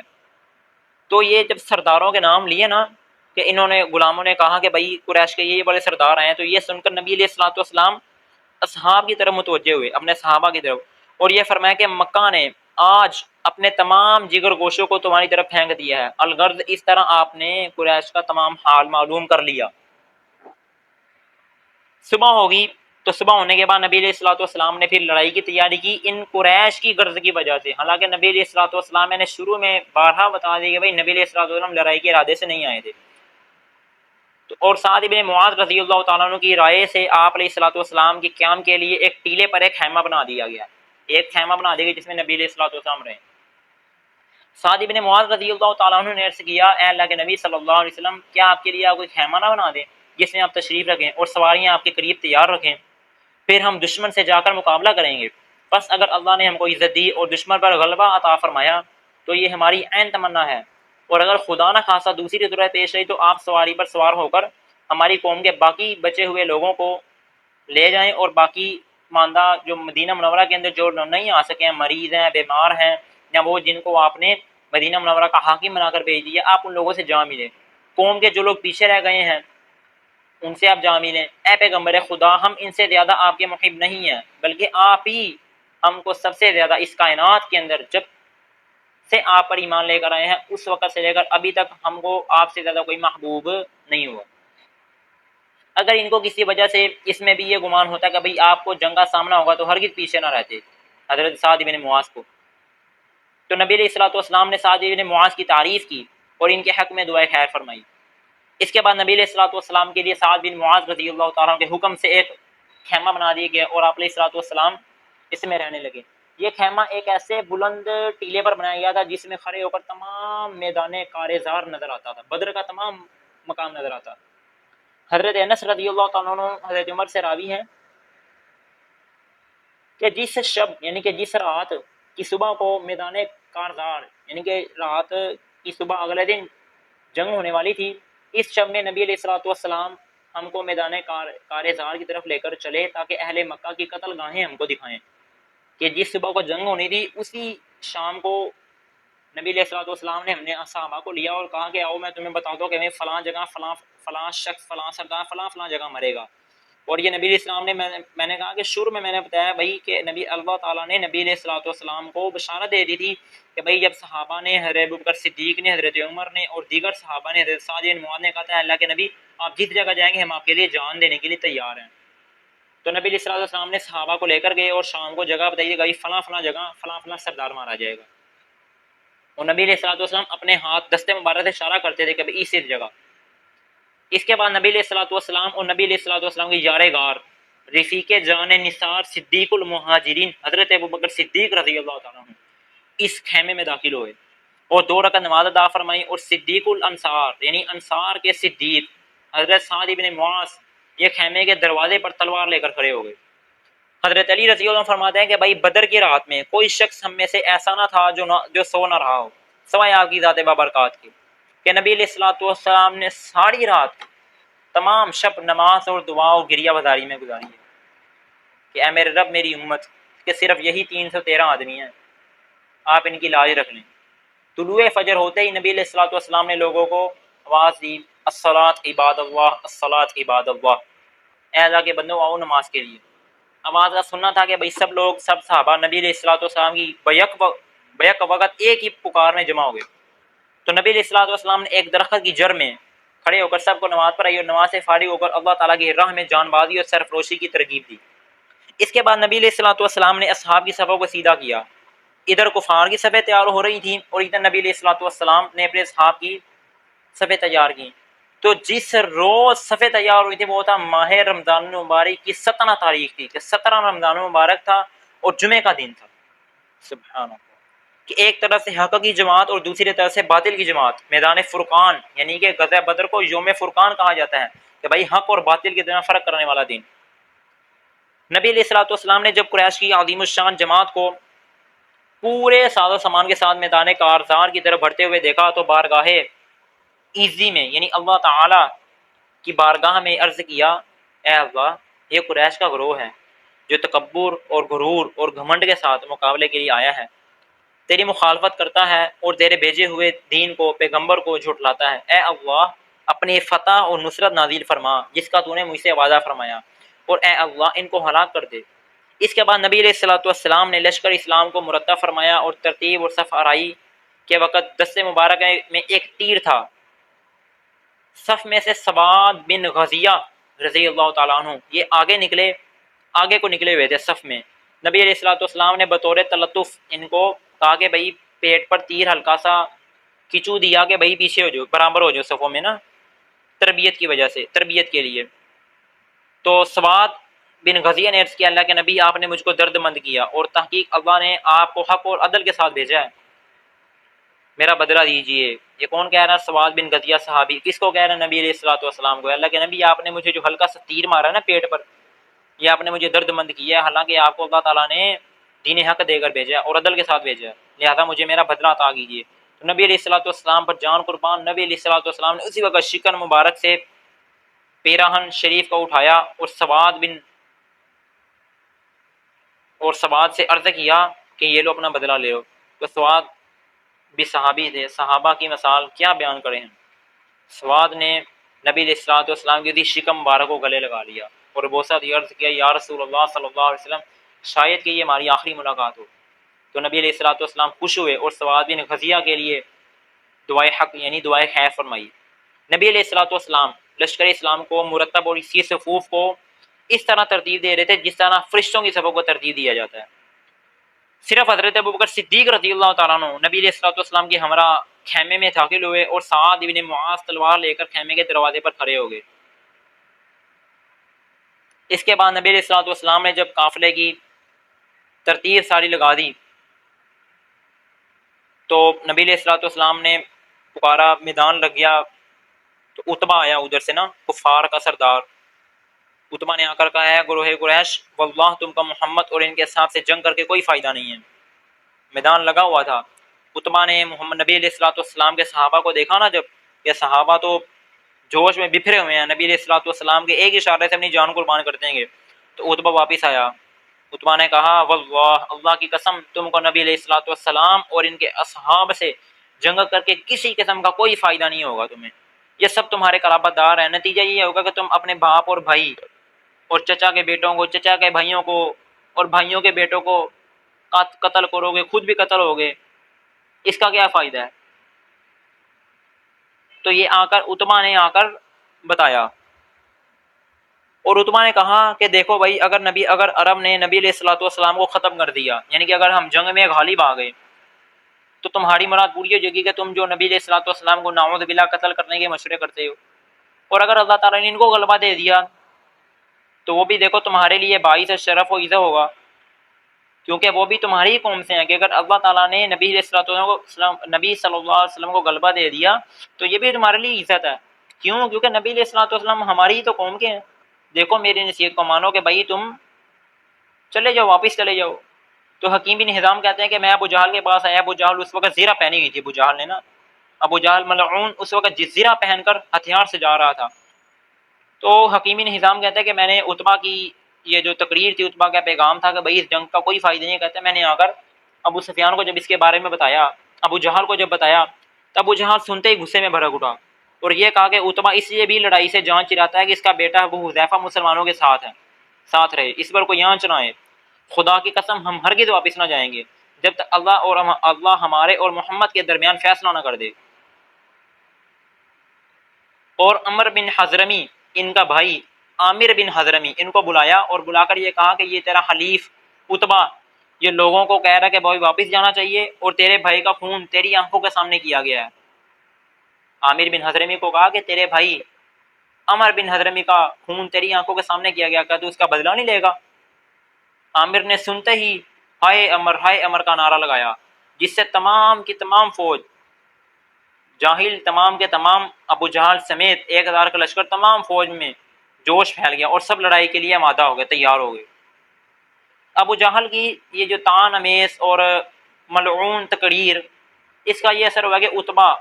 یہ جو لڑائی سے بھاگنا چاہتا تھا اسے بھی ہتھیار سے جا کر جنگ کے لیے تیار ہو گیا، اور گروہ مشرکین میں سب سے پہلے اتبا بن ربیعہ ہی اپنے بھائی شیبہ بن ربیعہ اور اپنے بیٹے ولید کو لے کر میدان میں آیا۔ اب یہ جنگ کا آغاز ہو رہا ہے کہ میدان جنگ لگا ہوا ہے، اتبا بن ربیعہ اپنے بھائی شیبہ بن ربیعہ اور اتبا اپنے بیٹے ولید بن اتبا اس کو لے کر آیا، اور آ کر کہا کہ بھائی لشکر اسلام میں سے بھی 3 شخص لے کر آؤ مقابلے کے لیے۔ تو وہاں کے بھی 3 اوف اور معوذ مصر پسران حارث اور عبداللہ بن رواحہ، اوف معوذ اور عبداللہ بن رواحہ یہ تینوں نکلے۔ اتبا بن ربیعہ نے کہا بھائی تم لوگ کون ہو؟ تو اس نے کہا کہ بھائی ہم تو انصاری ہیں۔ عتبہ نے کہا بھائی ہمارا تم سے کوئی مطلب نہیں ہے، ہم تو لہذا اپنی قوم سے لڑنے کے لیے آئے ہیں اور ہم انہی سے لڑیں گے، تم سے نہیں لڑیں گے۔ تو نبی علیہ الصلوۃ والسلام نے ان کو حکم دیا کہ بھائی اوف کو اور معوذ کو اور عبداللہ بن رواحہ کو کہ تم واپس آ جاؤ۔ تو عتبہ بن ربیعہ نے کہا بھائی نبی علیہ السلام کو کہا کہ تم جانتے ہو ہماری طاقت اور شجاعت کو، بھائی تم ہمارے سامنے وہ شخص بھیجو جو ہمارے مقابلے پر بھی آتا ہو۔ تو پھر نبی علیہ الصلوۃ والسلام نے حضرت علی رضی اللہ تعالیٰ عنہ شیر خدا اور حضرت حمزہ رضی اللہ تعالیٰ عنہ، حضرت عبیدہ بن حارث رضی اللہ تعالیٰ عنہ، ان تینوں کو بھیجا۔ یہ تینوں جب گئے تو جنگ شروع ہوئی۔ تو جنگ کے مقابل میں کون کون آیا؟ عبیدہ بن جراح، عبیدہ بن حارث، عبیدہ بن جراح غلطی سے کہہ دے، عبیدہ بن حارث، ان کا مقابلے میں آیا عتبہ بن ربیعہ، اور حضرت حمزہ رضی اللہ تعالیٰ عنہ کے مقابلے میں آیا شیبہ بن ربیعہ، اور حضرت علی رضی اللہ تعالیٰ عنہ کے مقابلے میں آیا ولید یعنی عتبہ بن ربیعہ کا بیٹا ولید بن عتبہ۔ حضرت علی رضی اللہ تعالیٰ عنہ، حضرت حمزہ رضی اللہ تعالیٰ عنہ، انہوں نے تو اپنے اپنے مقابل کو ایک یعنی کہ ولید اور شیبہ بن ربیعہ ان کا تو کام ایک ہی بار میں تمام کر دیا۔ عبیدہ بن حارث رضی اللہ تعالیٰ عنہ خود بھی زخمی ہو گئے اور اپنے مقابل یعنی ان کا مقابل کون تھا؟ ولید کا باپ عتبہ بن ربیعہ، ان کو بھی زخمی کیا۔ بالآخر عتبہ بن ربیعہ حضرت عبیدہ پر تلوار کا ایسا وار کیا کہ جس سے حضرت عبیدہ بن حارث رضی اللہ تعالیٰ عنہ کے پیر کٹ گئے۔ حضرت علی حضرت حمزہ رضی اللہ تعالیٰ عنہ نے جب یہ دیکھا نا تو حضرت عبیدہ رضی اللہ تعالیٰ عنہ کی مدد کو پہنچے اور عتبہ بن ربیعہ کو بھی واصل جہنم کر دیا۔ عتبہ بن ربیعہ اور شیبہ بن ربیعہ اور ولید بن عتبہ، ان تینوں کو صحابہ نے اور صحابہ میں سے حضرت علی، حضرت حمزہ اور حضرت عبیدہ بن حارث نے واصل جہنم کر دیا۔ جب یہ دیکھا تو قریش شورا گھبرا گئے، ڈر گئے۔ تو نبی عبیدہ کی پنڈلی یعنی کہ حضرت عبیدہ بن حارث رضی اللہ عنہ کے پنڈلی پر جو انہوں نے وار کیا تھا، اس سے ان کی ہڈی ٹوٹ گئی اور ہڈی سے خون نکلنے لگا۔ تو عبیدہ بن حارث رضی اللہ تعالیٰ نے کہا اللہ کے نبی صلی اللہ علیہ وسلم کیا میں شہید ہوں؟ تو نبی علیہ السلام نے فرمایا ہاں عبیدہ بن جراح تو شہید، عبیدہ بن حارث تو شہید ہے۔ اس پر عبیدہ بن حارث نے کہا کاش ابو طالب زندہ ہوتے تو یقین کرتے کہ ان کے اس تو ہم ہی زیادہ اس کے مستحق ہیں۔ میں نے یہ جنگ اس طرح چلی، چلتے چلتے چلتے عتبہ بن ربیعہ بھی واصل جہنم ہو گیا اور شیبہ بن ربیعہ بھی واصل جہنم ہو گیا، اور جنگ کا ابو جہل یہ بھی واصل جہنم ہو گیا۔ اب شروع میں ایک بات میں نے کہی تھی کہ بھائی عتبہ اور شیبہ یہ جنگ میں نہیں آ رہے تھے۔ کیوں یہ جنگ میں نہیں آ رہے تھے؟ اس وجہ سے کہ ان کو عاتقہ بنت عبد المطلب نبی علیہ السلام کی پھوپھی اور جہیم بن سلط ان کا خواب نے ان کو پریشان کیا ہوا تھا۔ کہ انہوں کا خواب کیا تھا کہ بھائی غزوہ بدر کے اندر جن جن لوگوں نے قتل ہونا ہے نا ان کی مقتل گاہیں پہلے سے ہی بتا دی گئی ہیں، کہ ان کی مقتل گاہیں پہلے سے بتا دی گئی ہیں۔ تو اتنے میں ایک صحابی آتے ہیں حضرت عداس، یہ عتبہ اور شیبہ ان دونوں کے یہ غلام تھے۔ جب عتبہ بن ربیعہ اور شیبہ بن ربیعہ جب یہ میدان بدر میں نبی علیہ الصلوۃ والسلام کا مقابلہ کرنے کے لیے جا رہے تھے نا، تو عداس ان کا غلام تھا، انہوں نے عتبہ بن ربیعہ اور شیبہ بن ربیعہ کو کافی روکا کہ بھائی تم کس ذات کا مقابلہ کرنے کے لیے جا رہے ہو؟ تم جانتے ہو کہ وہ اللہ کے رسول ہیں، وہ سچے ہیں، تم پھر کیوں ان کا مقابلہ کرنے کے لیے جا رہے ہو؟ تم جانتے بھی ہو کہ بھائی نبی علیہ الصلوۃ والسلام دین حق کو لے کر آئے ہیں۔ لیکن عتبہ اور شیبہ نے بات نہ مانی۔ ابو سفیان، ابو جہل نے جو ان کو آڑ دلائی تھی کہ بھائی تم سردار ہو، تمہیں نکلنا چاہیے، اس وجہ سے آئے تھے تو یہ نکل گئے۔ لیکن عتبہ بن ربیعہ اور شیبہ ان کا جب خاتمہ ہوا، واصل جہنم ہو گئے، تو اس کے بعد میدان گرم ہو گیا، لڑائی شروع ہو گئی۔ نبی علیہ الصلوۃ والسلام اپنے خیمے سے باہر آئے اور صحابہ کی صفوف کو ہموار کیا، اور پھر حضرت ابوبکر صدیق رضی اللہ تعالیٰ عنہ کو پھر لے کر خیمے میں چلے گئے۔ حضرت سعد بن معاذ رضی اللہ تعالیٰ عنہ تلوار لے کر خیمے کے دروازے پر کھڑے ہو گئے۔ نبی علیہ الصلوۃ والسلام نے جب اپنے اصحاب اور احباب کی قلت اور بے صبر سمانی اور اعداء کی کثرت اور قوت کو دیکھا تو نماز کے لیے کھڑے ہو گئے اور 2 رکعت نماز پڑھی اور دعا میں مشغول ہو گئے، اور یہ دعا مانگتے تھے کہ اے اللہ،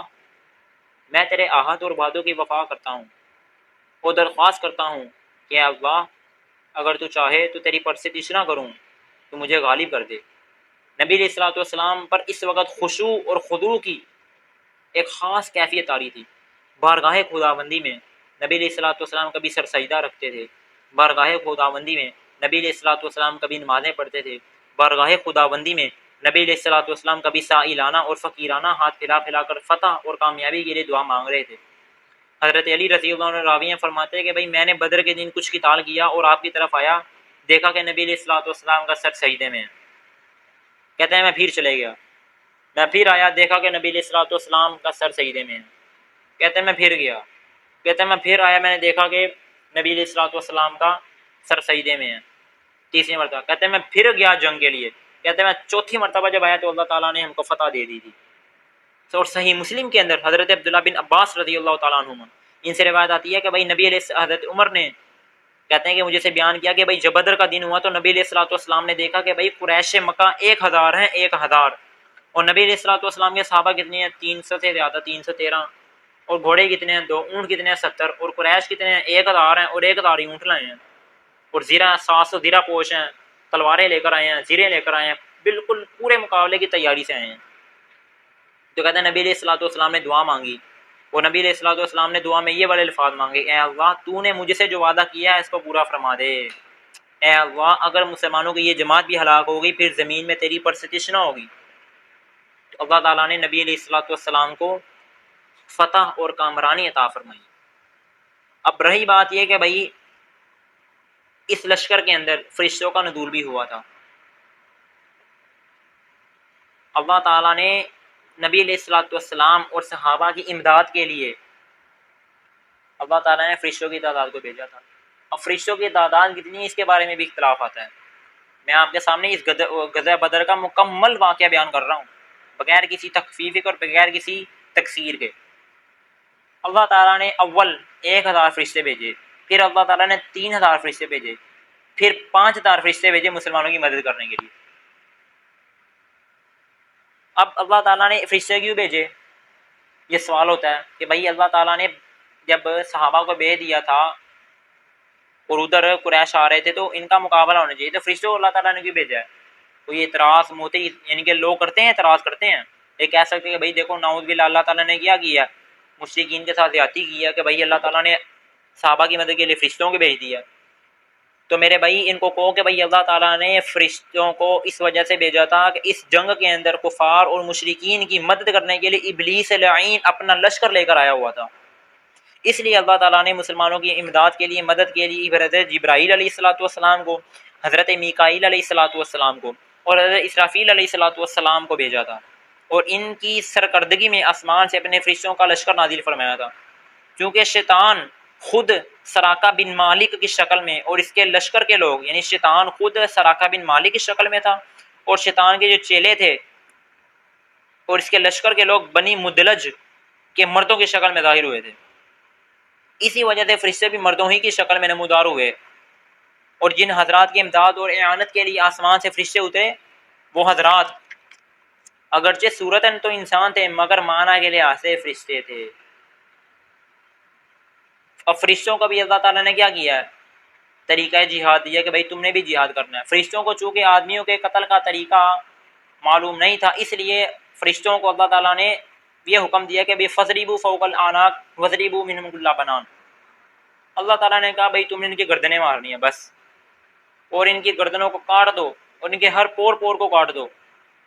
حضرت ربیع بن انس رضی اللہ تعالیٰ عنہ ان سے روایت ہے کہ بھائی بدر کے دن فرشتوں کے مقتولین انسانوں کے مقتولین سے علیحدہ تھے، کہ جن کو صحابہ نے قتل کیا تھا اور جن کو فرشتوں نے قتل کیا تھا ان کی حیت اور شکل ہی الگ تھی، یعنی کہ قتل کرنے کا انداز ہی الگ تھا۔ کہتے ہیں کہ جن کو فرشتوں نے قتل کیا تھا ان کے گردنوں اور پوڑوں پر آگ کے سیاہ نشان تھے، اور جن کو صحابہ نے قتل کیا تھا ان کے ایسا نہیں تھا۔ اور صحیح مسلم میں حضرت عبداللہ بن عباس رضی اللہ تعالیٰ عنہ سے روایت ہے کہ بھائی ایک مسلمان مرد ایک مشرک کے پیچھے دوڑا، ایک مسلمان مرد جنگ کے اندر غزوہ بدر میں ایک مشرک کے پیچھے دوڑا، اوپر سے ایک کوڑے اور سوار کی آواز سنائی دی کہ اے حیزوم، اے حیزوم، یعنی اسے کہا کہ بھائی حیزوم یہ حضرت جبرائیل علیہ الصلوۃ والسلام کے گھوڑے کا نام ہے، کہ ایک مسلمان جب ایک مشرک کے پیچھے سے دوڑا نا تو ایک آواز آئی کہ اے حیزوم، یعنی کہ حضرت جبرائیل علیہ الصلوۃ والسلام کے گھوڑے کا نام ہے، یہ آگے بڑھ۔ اس کے بعد جو اس مشرک پر نظر پڑی تو دیکھتے کیا کہ بھائی وہ مشرک زمین پر چت مر گیا، اسی وقت واسطے جہنم ہو گیا، اور اس کی ناک اور چہرہ کوڑے کی ضرب سے پھٹ کر نیلا ہو گیا۔ انصاری نے آ کر یہ تمام واقعہ نبی علیہ الصلوۃ والسلام، یہ وہی انصاری کہ جو مشرک مرد کے پیچھے بھاگ رہا تھا، نبی علیہ الصلوۃ والسلام سے بیان کیا تو نبی علیہ السلام نے فرمایا کہ یہ تو نے سچ کہا ہے، یہ تیسرے آسمان کے فرشتے کی بات تھی۔ اور صحیح بخاری میں آتا ہے بھائی حضرت عبداللہ بن عباس رضی اللہ تعالیٰ عنہ سے کہتے ہیں کہ نبی علیہ الصلوۃ والسلام نے بدر کے لیے یہ ارشاد فرمایا کہ یہ ہے جبرائیل علیہ الصلوۃ والسلام جو اپنے گھوڑوں کی لگام کو تھامے ہوئے ہیں، اشارہ کر کے کہا بتایا کہ بھائی یہ حضرت جبرائیل ہیں اور سامان جنگ سے آراستہ ہیں۔ سہل بن حنیف رضی اللہ تعالیٰ عنہ سے روایت ہے کہ بدر کے دن ہم نے یہ دیکھا کہ بھائی ہم میں کوئی شخص جب مشرک کی طرف اشارہ کرتا ہے تو قبل اس کے کہ تلوار ہم تک پہنچے پہلے ہی مر جاتا ہے، واصل جہنم ہو جاتا ہے۔ ایسی اللہ تعالیٰ نے فرشتوں کو اور صحابہ کی مدد کے لیے اللہ تعالیٰ نے ایسا فرشتوں کو بنا کر بھیجا تھا کہ بھائی صرف صحابہ تلوار لے کر آگے چلتے ہی تھے، ابھی تلوار کا اشارہ کرتے ہی تھے تو تلوار ان کی پہنچتی نہیں تھی، ان کی گردن پہلے ان کے تن سے جدا ہوتی تھی مشرکین کی۔ اور ادھر اب اتبا اور شیبہ اور ولید کا جب قتل ہوئے نا تو ابو جہل نے لوگوں کو یہ کہہ کر ہمت اور جرت دلائی۔ ابو جہل نے کہا کہ کیا ہو گیا بھائی، اتبا اور شیبہ قتل ہو گئے، گھبراؤ نہیں، ان لوگوں نے جلدی سے کام لیا، جلد بازی کی ہے۔ ابو جہل نے کہا قسم ہے مجھے اپنے بت لات کی، قسم ہے مجھے اپنے بت عزا کی کہ ہم اس وقت تک گھر کی واپس نہ ہوں گے جب تک ہم ان کو رسیوں میں نہ باندھ لیں مسلمانوں کو۔ اور اس کے بعد ابو جہل نے اللہ تعالیٰ سے دعا مانگی کہ اللہ ہم میں سے جو تیرے نزدیک ہے، جو قرابتوں کا قطع کرنے والا ہے اور جو غیر معروف امور کا مرتکب ہے تو اس کو ہلاک فرما دے، اور ہم میں سے جو تیرے نزدیک اور سب سے زیادہ محبوب ہے اور پسندیدہ ہے آج اس کو فتح، نصرت اور غلبہ عطا فرما۔ اسی کو اللہ تعالیٰ نے یہ فرمایا نا ان تستفتحوا فقد جاءکم الفتح وان تنتهوا فهو خیر لکم وان تعودوا نعد ولن تغنی عنکم فئتکم شیئا ولو کثرت وان اللہ مع المؤمنین، کہ اگر تم فتح طلب کرتے تھے تو تم دیکھو تمہارے سامنے فتح آ گئی ہے، اب اگر آئندہ بھی تم کو بات آ گئے تو تمہارے لیے بہتر ہوگا، آئندہ بھی اگر تم نے برے کام نہ کیے، گناہ نہ کیے، غیر معروف کام نہ کیے تو آئندہ بھی تمہارے لیے کامیابی ہے، اور تمہاری جماعت ذرہ برابر کام نہ ہے یہ گرچہ وہ جماعت کتنی زیادہ کیوں نہ ہو، اور تحقیق اللہ تعالیٰ ایمان والوں کے ساتھ ہے۔ اس کے بعد جب جنگ ہوئی ابو جہل نے یہ دعا مانگی تو ادھر ابو جہل دعا مانگ رہا تھا، ادھر نبی علیہ الصلوۃ والسلام دعا مانگ رہے تھے، سبحان اللہ۔ اس کے بعد فریقین میں لڑائی شروع ہوئی، تو اس وقت نبی علیہ الصلوۃ والسلام اپنے خیمے سے باہر آئے اور صحابہ کو جہاد اور قتال کی ترغیب دی، اور یہ ارشاد فرمایا کہ جو شخص اللہ کی راہ میں مارا جائے گا حق تعالیٰ شان ہو اس کو جنت میں داخل فرمائیں گے۔ اس کے بعد نبی علیہ الصلوۃ والسلام نے حضرت جبرائیل امین علیہ الصلوۃ والسلام کے اشارے سے ایک مشت خاک لے کر مشرکین کے چہروں پر پھینک دی اور صحابہ کو حکم دیا کہ بھائی کافروں پر حملہ کر دو۔ مشرکین میں کوئی بھی ایسا نہ رہا کہ جس کی آنکھ اور ناک اور منہ میں یہ مٹی نہ پہنچی ہو، خدا ہی کو معلوم ہے کہ بھائی اس مشک خاک میں کیا تاثیر تھی کہ اس کے پھینکتے ہی دشمن بھاگ اٹھے۔ اسی بارے میں یہ آیت نازل ہوئی وما رمیت اذ رمیت ولکن اللہ رمی، اور یہ آج کے علماء یہ بتاتے ہیں کہ بھائی وما رمیت اذ رمیت ولکن اللہ رمی، جب بھی مد مقابل سے مسلمان جہاد کرے تو یہ آیت پڑھ کر اس پر کیا کرے، مٹی پھینک دیں، یا یہ آیت پر اس پر حملہ کرے تو اللہ تعالیٰ اس کی مدد غائبانہ طور پر کریں گے کہ وما رمیت اذ رمیت ولکن اللہ رمی، کہ اے نبی آپ نے وہ کنکریاں نہیں پھینکی بلکہ وہ کنکریاں اللہ تعالیٰ نے پھینکی ہیں، یعنی ظاہراً اگرچہ آپ نے ایک مٹھی کھا کی پھینکی ہے لیکن 1000 لشکر جرار کے ہر فرد کی آنکھ اور ناک میں اس مشک خاک کے ریزوں کا پہنچانا آپ کا کام نہ تھا بلکہ یہ اللہ تعالیٰ کا کام تھا اور اللہ تعالیٰ کی قدرت کا کرشمہ تھا۔ جب جنگ کی شدت کافی بڑھ گئی نا، کافی شدت ہوگی، تو نبی علیہ الصلوۃ والسلام نے 3 مرتبہ یہ فرمایا شاہت الوجوہ شاہت الوجوہ شاہت الوجوہ، کہ چہرے بگڑ گئے، چہرے خراب ہو گئے، چہرے ناکام ہو گئے، علیہ السلام نے یہ فرمایا۔ اور ایک لمحے کی مہلت اور ایک لحظے کا فکرانہ گزرا کہ بھائی اللہ تعالیٰ کے دشمن ان کے چہروں پر ایسی حسی اور معنوی ذلت آئی نا کہ وہ آنکھیں ملنے لگے، اور ہر شخص سرنگوں اور حیران تھا کہ بھائی یہ کہاں اور کدھر جا رہا ہے۔ نبی علیہ الصلوۃ والسلام کا صرف خاک مشت خاک کا پھینکنا ہی تھا کہ تمام کفار کا لشکر درم بھرم ہو گیا، اور مسلمان اللہ تعالیٰ کے دشمنوں کے قتل کرنے اور گرفتار کرنے میں مشغول ہو گئے۔ ادھر نبی علیہ الصلوۃ والسلام اپنے خیمے میں تشریف فرما تھے، حضرت سعد ابن معاذ رضی اللہ تعالیٰ عنہ دروازے پر تلوار لے کر ذات قدسی صفات اور ملکی صفات علیہ الصلوۃ والسلام کی حفاظت کر رہے تھے، نبی صلی اللہ علیہ وسلم کی۔ تو نبی علیہ الصلوۃ والسلام نے دیکھا کہ صحابہ قریش کو گرفتار کرنے میں مشغول ہیں، اور سعد ابن معاذ کے چہرے پر ناگواری کے آثار اس درجہ نمایاں ہے کہ گویا کراہت و ناگواری کوئی محسوس ہی شے ہے جو سعد کے چہرے میں رکھی ہوئی نظر آتی ہے۔ آپ علیہ السلام نے ارشاد میں اے سعد غالباً تجھ کو قریش کا گرفتار کرنا ناگوار ہے۔ سعد نے کہا ہاں اے اللہ کے نبی، ہاں آپ صحیح کہہ رہے ہیں۔ یہ پہلا حادثہ ہے کہ جو اللہ تعالیٰ نے اہل شرک پر نازل فرمایا ہے۔ میرے نزدیک خدا کے ساتھ شرک کرنے والوں کو قتل و خون ریزی ان کے زندہ چھوڑنے سے کہیں زیادہ محبوب ہے۔ جن کے قلوب حق جل و علا کی توحید و تفریح سے لبریز ہو چکے ہیں، ان کے دلوں میں خدا کے ساتھ شرک کرنے والوں کے لیے کہاں گنجائش ہو سکتی ہے؟ اسی کو تو اللہ تعالیٰ فرماتے ہیں، بھائی قرآن میں اللہ نے فرمایا ہے ان اللہ لا یغفر ان یشرک بہ ویغفر ما دون ذلک لمن یشاء ومن یشرک باللہ فقد افتری اثما عظیما، کہ تحقیق اللہ تعالیٰ شرک کو معاف نہیں کرے گا نا، ہاں لیکن وہ گناہ جو شرک سے کم درجے کا ہو اللہ تعالیٰ اس کو معاف کر سکتا ہے جس کے لیے چاہے، اور جو شخص اللہ کے ساتھ شرک ٹھہرائے گا اس نے بہت ہی بڑے جرم کا ارتکاب کیا ہے۔ تو یاد رکھو کہ بھائی اللہ تعالیٰ کے ساتھ شرک کرنا، اللہ تعالیٰ قیامت کے دن انسان کے ہر گناہ کو معاف کر سکتے ہیں، لیکن اللہ تعالیٰ اپنے ساتھ شرک کرنے والے کو کبھی معاف نہیں کریں گے۔ مشرک کی بخشش ہے ہی نہیں ہے کسی بھی صورت میں، کسی بھی اصطلاح میں۔ اللہ تعالیٰ نے مشرک کے لیے جہنم کے ٹھکانے کو بنایا کہ بھائی اس کا ٹھکانہ جہنم ہے۔ نبی علیہ الصلوۃ والسلام نے جب کنکریاں پھینکی تو امیہ ابن خلف یہ بھی قتل ہو گیا، اور اس کا بیٹا یہ بھی قتل ہو گیا۔ یہ بھی نبی علیہ الصلوۃ والسلام کو، یہ وہی امیہ ابن خلف تھا کہ جو سعد بن معاذ کا دور تھا زمانہ جاہلیت میں، اور سعد بن معاذ جب عمرہ کرنے کے لیے آئے تھے، میں پیچھے سارا واقعہ بیان کر دیا۔ پھر اس کے بعد ابو جہل کا قتل ہوا۔ ابو جہل کا قتل کس طرح ہوا کہ عبد الرحمن بن عوف رضی اللہ تعالیٰ عنہ یہ فرماتے ہیں کہ بھئی میں بدر کے دن صف میں کھڑا تھا، اچانک نظر آیا کہ میرے دائیں بائیں انصار کے دو نوجوان ہیں۔ کہتے ہیں کہ میں نے ان سے پوچھا کہ بھائی تم کیا کر رہے ہو؟ تو انہوں نے مجھے کہا کہ اے چچا مجھ کو ابو جہل دکھاؤ وہ کون سا ہے۔ تو عبد الرحمن بن عوف کہتے ہیں میں نے کہا میرے بھتیجے ابو جہل کو دیکھ کر کیا کرو گے؟ تو اس نوجوان نے کہا میں نے سنا ہے کہ بھائی میں نے اللہ تعالیٰ سے یہ عہد کیا ہے کہ اگر ابو جہل کو دیکھ پاؤں تو اس کو قتل کر ڈالوں یا خود مارا جاؤں، اس لیے کہ بھائی مجھ کو یہ خبر ملی ہے کہ یہ ملعون لعنتی نبی علیہ الصلوۃ والسلام کو سب شتم کرتا ہے، گالیاں دیتا ہے۔ قسم ہے اس ذات پاک کی جس کے قبضہ قدرت میں میری اور تمام کائنات کی جان ہے، اگر اس کو دیکھ پاؤں تو میرا سایہ اس کے سائے سے جدا نہ ہوگا یہاں تک کہ ہم میں سے جس کی موت پہلے مقدر ہو چکی ہو نہ مر جائے۔ عبد الرحمن بن عوف کہتے ہیں کہ ان کی یہ گفتگو سن کر دل سے یہ آرزو جاتی رہی کہ بھائی کاش میں بجائے دو لڑکوں کے دو مردوں کے مابین ہوتا۔ میں نے اشارے سے کہتے ہیں میں نے بتا دے گا یہ وہ رہا ابو جہل۔ کہتے ہیں ان دونوں نے جیسے ہی سنا نا، ان دونوں کا نام آتا ہے معاذ اور معوذ، کہ معاذ اور معوذ، کہتے ہیں میں نے جیسے اشارہ کیا تو سنتے ہی لشکر اور شکرے اور باد اور چیل کی طرح ابو جہل پر دوڑے، اور ابو جہل کا جاتے ساتھ یہ مقام تمام کر دیا کہ عبداللہ بن عباس اور عبداللہ بن ابی مکرم یہ رابیہ کہتے ہیں کہ ابو جہل، کہتے ہیں کہ میں بھی ابو جہل کی طاق میں تھا کہ کس طرح میں بھی ان کا قتل کروں، کہتے ہیں لیکن میں ان کا وار نہیں کر سکا، یعنی کہ ان کا نہیں مقابلہ نہیں کر سکا۔ ابو جہل کے بیٹے اکرمہ نے باپ کی حمایت میں کہتے ہیں معاذ رضی اللہ تعالیٰ عنہ کے شانے پر تلوار مار دی تھی۔ تو معاذ اور معوذ نے ابو جہل کو قتل اس وجہ سے نہیں کیا، یہ نہیں کیا تھا کہ بھئی بہت بڑی لڑائی ہوئی تھی، نہیں، صرف اور صرف معاذ اور معوذ نے یہ کیا تھا کہ بھئی ابو جہل ایک نے تلوار سامنے سے وار کیا، ایک نے ٹانگ پر وار کیا، ابو جہل کا اسی وقت قریش کا سردار اتنا بڑا دو چھوٹے بچوں کے ہاتھوں سے اسی وقت سے کام تمام ہو گیا۔ اور جب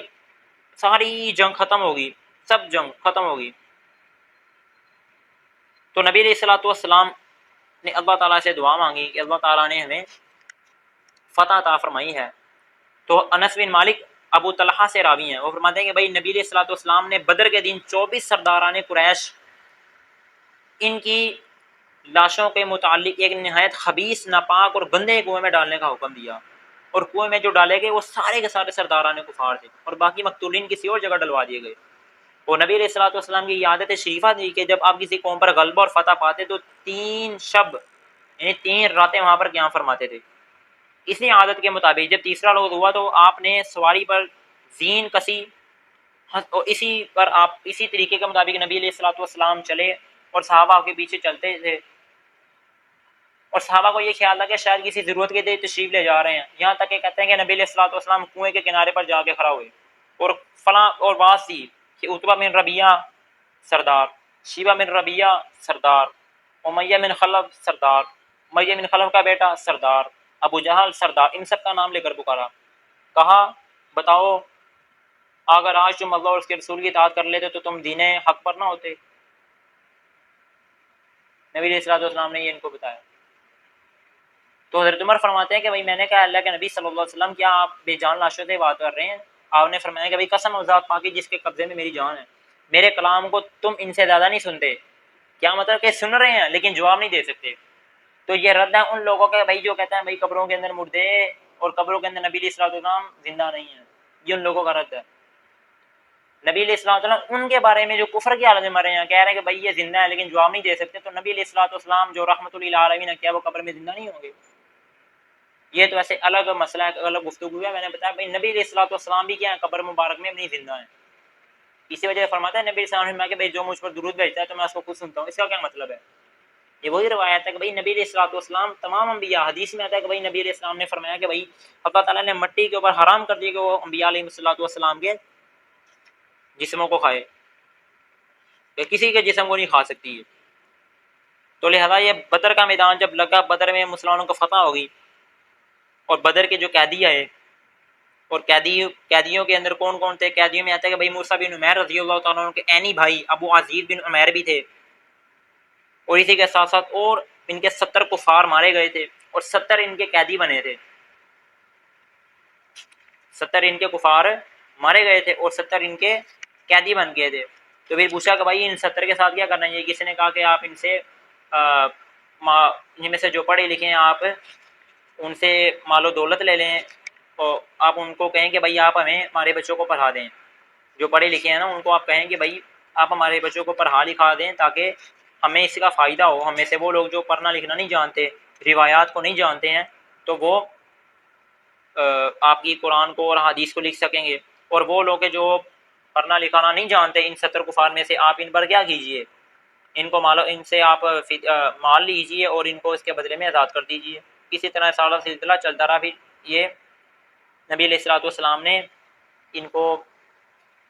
70 میں سے نبی علیہ الصلوۃ والسلام نے جن سے مال غنیمت بھی وصول کیا جنگ کا، اور 70 میں سے جو پڑھنا لکھنا جانتے تھے نبی علیہ السلام نے ان کو حکم دیا کہ بھائی تم جو کیا کرو، پڑھاؤ۔ اور اور جو پڑھنا لکھنا نہیں جانتے تھے تو ادھر نبی علیہ الصلوۃ والسلام نے کیا کیا، ان کو کہ بھائی ان سے مال و دولت لے کر ان کو آزاد کر دیا۔ تو یہ تھا میرے بھائی غزوہ بدر۔ تو شہداء بدر کے اندر مسلمان بھی شہید ہوئے تھے، ان میں سے عبیدہ بن حارث بھی آتے ہیں۔ شہداء بدر میں عمیر بن نبی وقاص بھی شہید ہوئے ہیں۔ شہداء بدر میں ذو الشمالین بن عبد بن عمر مہاجری بھی شہید ہوئے ہیں۔ شہداء بدر میں عاقب بن بکیر بھی صحابی شہید ہوئے ہیں۔ صفوان بن بغضاء بھی شہید ہوئے ہیں۔ سعد بن خیثمہ بھی شہید ہوئے ہیں۔ عمیر بن حمام انصاری بھی شہید ہوئے ہیں۔ مبشر بن عبد المنذر انصاری بھی شہید ہوئے ہیں۔ یزید بن حارث انصاری بھی شہید ہوئے ہیں، اور بھی دیگر، اوف بن حارث انصاری بھی شہید ہوئے ہیں۔ معوذ بن حارث، یہ دونوں بھائی تھے، اوف اور معوذ، یہ بھی دونوں کیا ہوئے ہیں؟ شہید ہوئے ہیں۔ دیگر صحابہ یہ سارے کے سارے شہید ہوئے ہیں۔ اس وجہ سے جو ہے نا سب نے آ کر میرے بھائی دین کی اتباع کی ہے، نبی علیہ الصلوۃ والسلام کے حکم کو مانا ہے۔ نبی علیہ السلام نے کہا بھائی فلاں جگہ جانا، چلے گئے ہیں۔ کوئی انہوں نے پروپیگنڈا نہیں کیا اسلام کے خلاف۔ اگر نبی علیہ السلام پر ایمان لائے ہیں تو نبی علیہ الصلوۃ والسلام پر ایمان لانے کا حق انہوں نے ادا کیا ہے۔ اسی لیے تو اللہ تعالیٰ نے کہا بھائی غزوہ بدر کے اندر اللہ تعالیٰ نے ان کو یہ تحفہ دیا، بدر والوں کو اللہ تعالیٰ نے ان کے لیے خوشخبری ہے، یہ غزوہ بدر کے لوگوں کے لیے۔ اور خوشخبری کیا ہے؟ اللہ تعالیٰ نے فرمایا کہ بھائی غزوہ بدر کے اندر جو لوگ شریک ہوئے ہیں نا، آج کے بعد چاہے اعمال صالحہ کریں یا اعمال خیر نہ کریں، نبی علیہ السلام نے فرمایا کہ سارے کے سارے جنتی ہیں۔ اعمال شر یعنی کہ اعمال خیر نہ کریں،